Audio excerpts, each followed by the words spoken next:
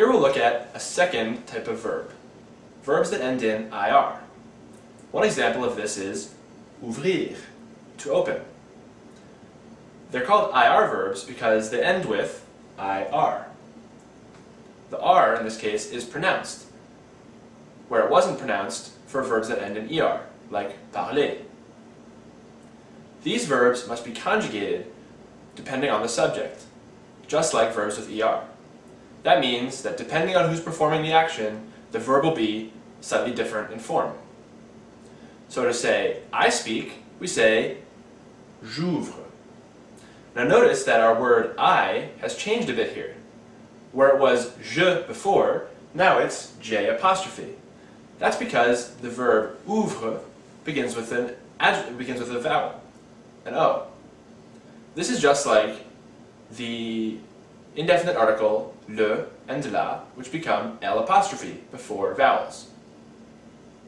Now for the second person singular, we have tu ouvres with an ES. For the third person singular, we have il ouvre with an E. For the first person plural, we have nous ouvrons with an O and S. We speak, we open. For the second person plural, we have vous ouvrez with an EZ. And finally, for the third person plural, we have ils ouvrent with an ENT. Now these four, just like for the verbs with ER, are pronounced exactly the same. Ouvre, even though their spelling is slightly different. Another thing to look at here is that for these three, the fact that they end with an S now becomes relevant. We didn't hear the S before. Nous parlons didn't have an S in there. But here we do. Nous ouvrons.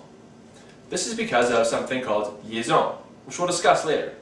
But for now, just remember that the S of nous, vous, and il goes along with the O, or any vowel, of the verb that's following, which makes nous ouvrons, vous ouvrez, and ils ouvrent.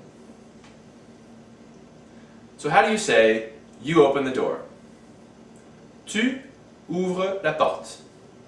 Tu ouvres la porte. And that is IR verbs. C'est tout.